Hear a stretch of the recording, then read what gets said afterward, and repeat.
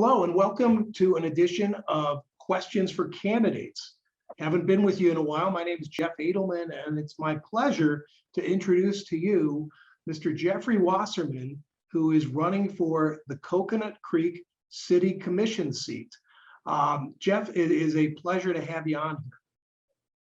Jeff, it's good to be here. I appreciate this, and I'm excited to kick this back up. These, the campaign questioning, the series. I'm ready to start the season back up.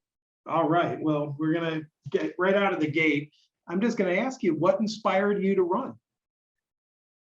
Well, I taught civics and I've taught U.S. history. I've been an educator for 12 years now, and I think I've been really able to work with people, and I think I'm a practical, rational person who brings value, especially in this day and age. We need people who are compassionate, who are accepting, and who are also willing to make those tough decisions. As an assistant principal at one of the largest high schools in Florida, we make tough decisions all the time.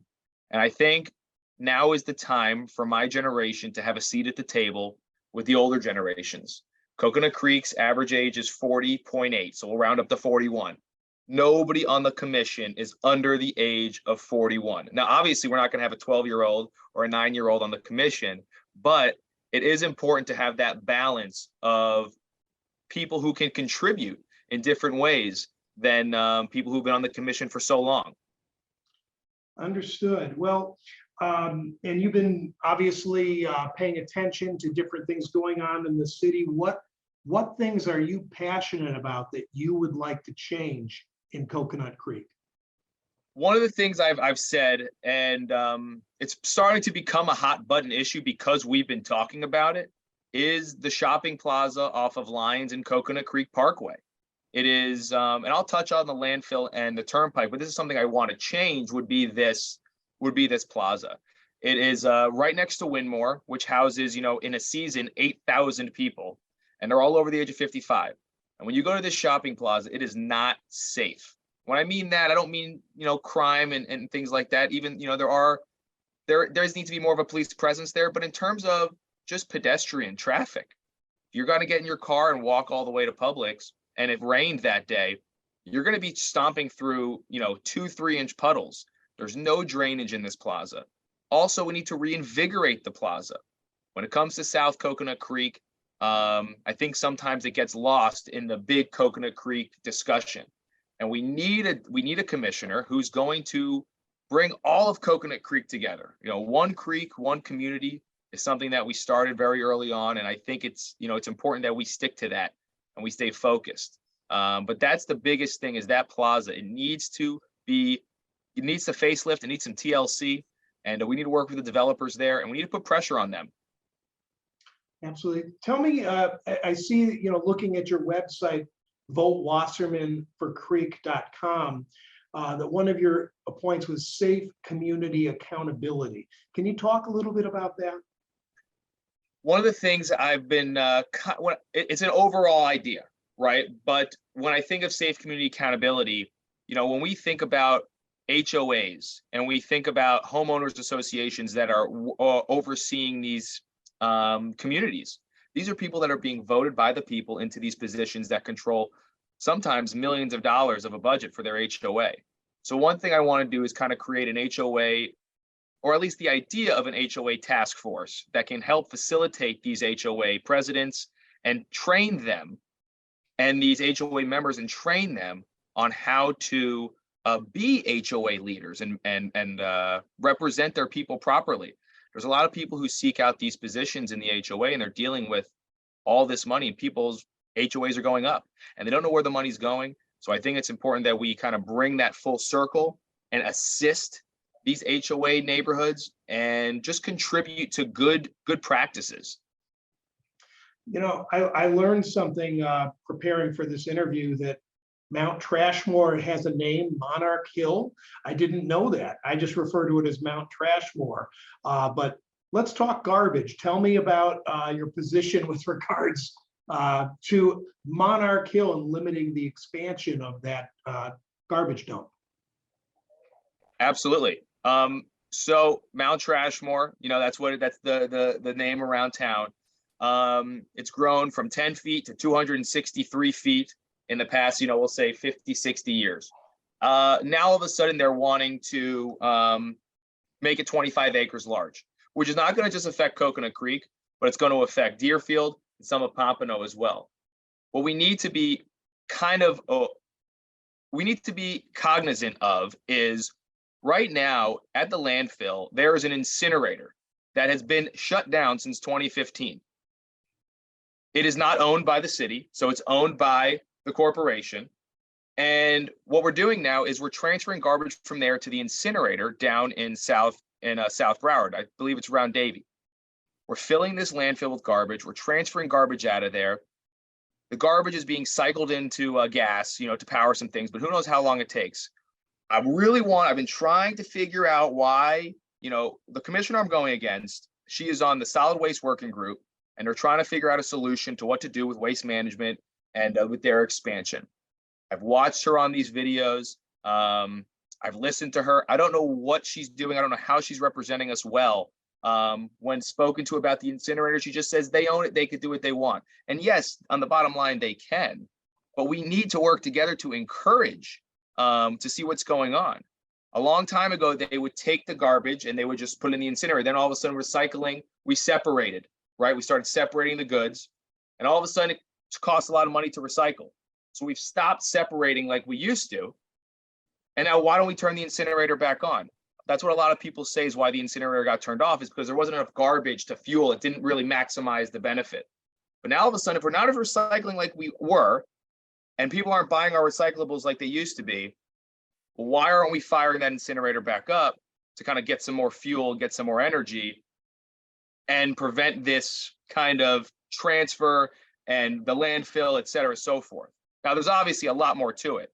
And the solid waste working group is working. The Broward County commissioners are working together because it's something that affects everyone. Can you tell me a little bit about Coconut Creek and what it can offer young families right now? Because I know that's very important to your candidacy. First of all, Coconut Creek has so much green space. We have great schools. We have a lot of elementary schools. We have a few middle schools. We have 2 high schools here. We got a lot of options. Our Parks and Rec department is thriving. We have so much for young kids when it comes to baseball, basketball leagues. We have the community center, which is doing incredible. But not just that. Our promenade is a fantastic place to go. And now all of a sudden we're starting to develop this Main Street, this Main Street idea that's been going around and around for, about 15, 20 years. And we are an amazing city. We pack a punch. We are surrounded by Coral Springs, Pompano, Boca, Parkland, Margate. But let me tell you something, there's a little hidden gem right there, and it's Coconut Creek. And we're doing incredible, and we will continue to thrive. And it's important to honor the past people, but it's now time that the new generations come in and we have a say at the table. And I think it's great what we're doing. And you can really feel that the city manager and the department heads are really focused on just providing the best output for its citizens.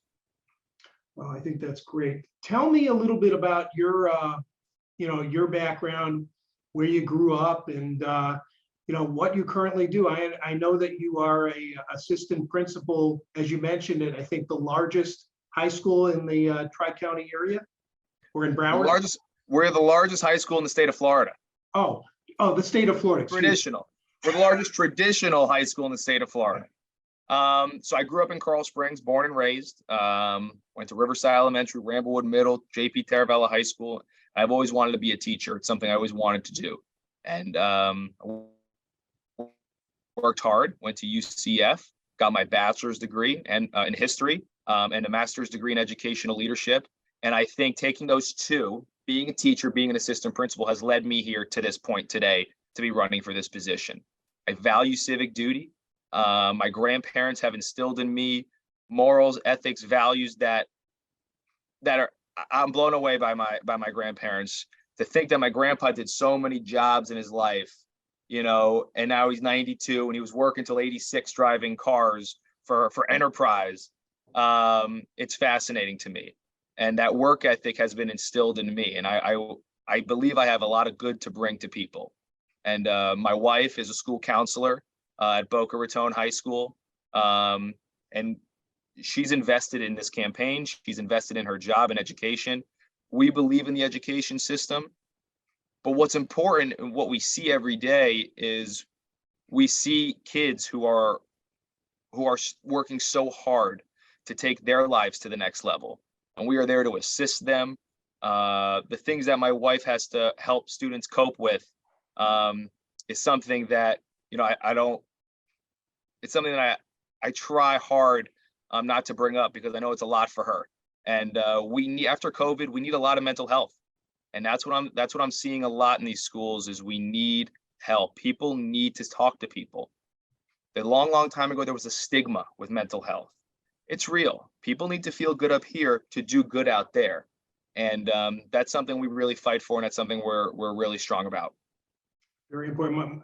We didn't talk about this, but my wife is a therapist as well. So very big believer in that. Well, tell me this, Jeff. Your experience working as a teacher, I understand you were Teacher of the Year in 2016 at your school at Yes, sir. When I worked at a middle school for 5 years, and 5 years of service. I'll tell you, middle school is an incredible place, and those kids need role models. They need people who can help guide them. And yeah, I was fortunate enough to get Teacher of the Year. Well, given that your experience as a teacher and now as your assistant principal at this point, what from those experiences do you believe will help you as a commissioner in Coconut Creek if you're able to be elected? I've always viewed a school like a city. Okay. And the principal is like the city manager or the mayor. Okay. They're running the place. And then you have a group of assistant principals who is basically the commission, who are advising, who are working together to problem solve and to do things like that. That is what we've been doing. We have citizens in the school. We have an infrastructure. We're dealing with facilities. We're dealing with budget. We're dealing with hiring. We're dealing with issues that parents and the students are bringing to us and the teachers are bringing to us, and we're problem solving. But it's not just that.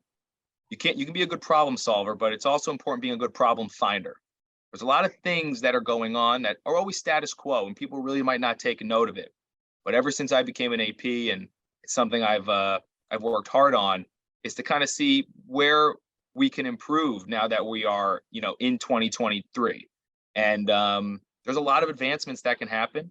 And I think what I've been able to do as an assistant principal and as a teacher and working with people, that's what being a commissioner is.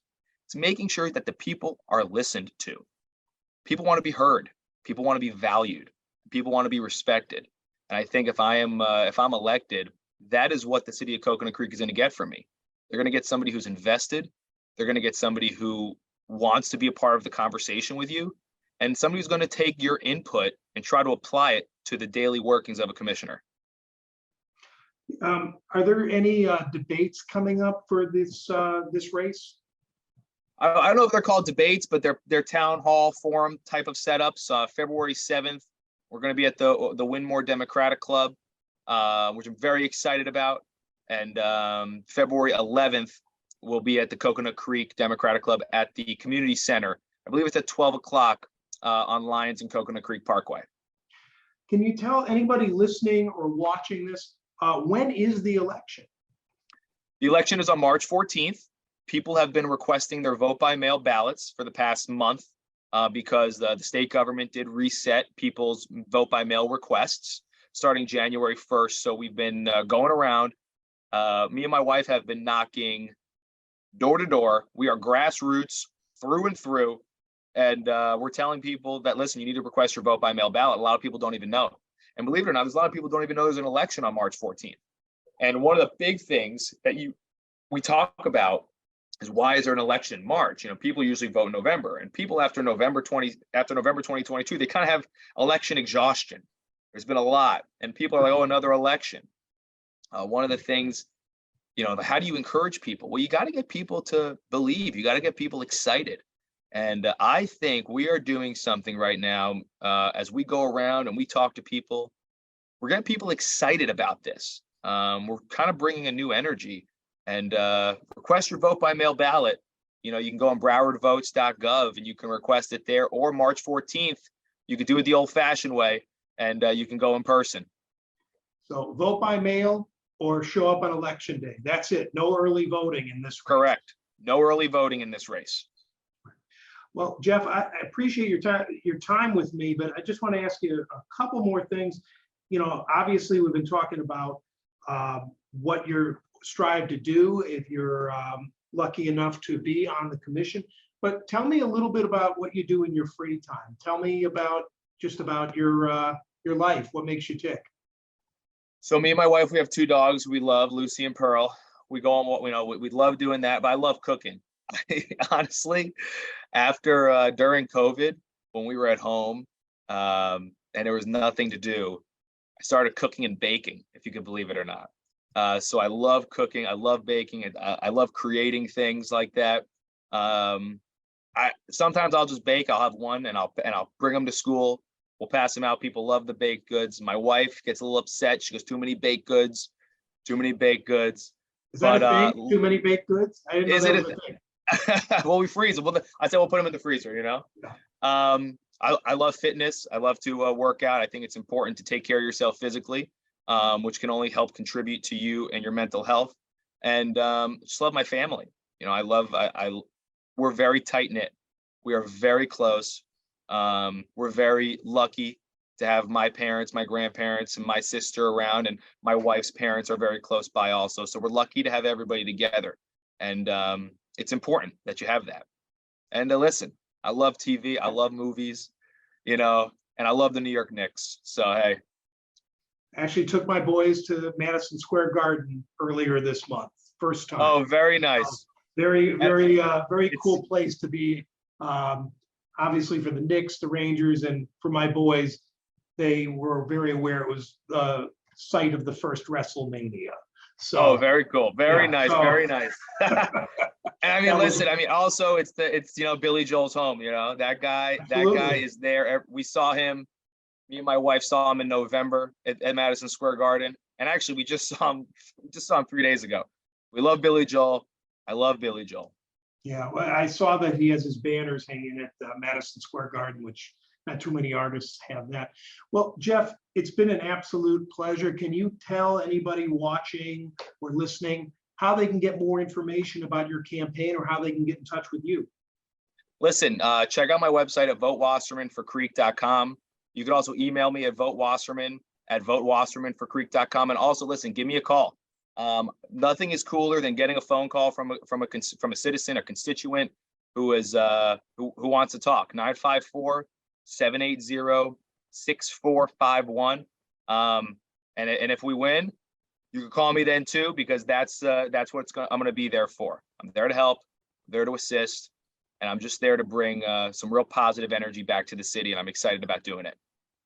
Well, certainly wish you good luck, Jeff. I appreciate you being with us. For those of you who want more information, as Jeff Wasserman just said, vote wassermanforcreek.com. If you're trying to get in touch with me for any reason, if you are a local candidate interested in having a platform, give me a ring or email me at jeff@lawbni.com. Happy to do that. Also, I can be reached at 954-478-1997. Jeff, be well. Wish you good luck, and good luck with the forums coming up in February. Jeff, it was a pleasure. I really appreciate it. Thank you so much.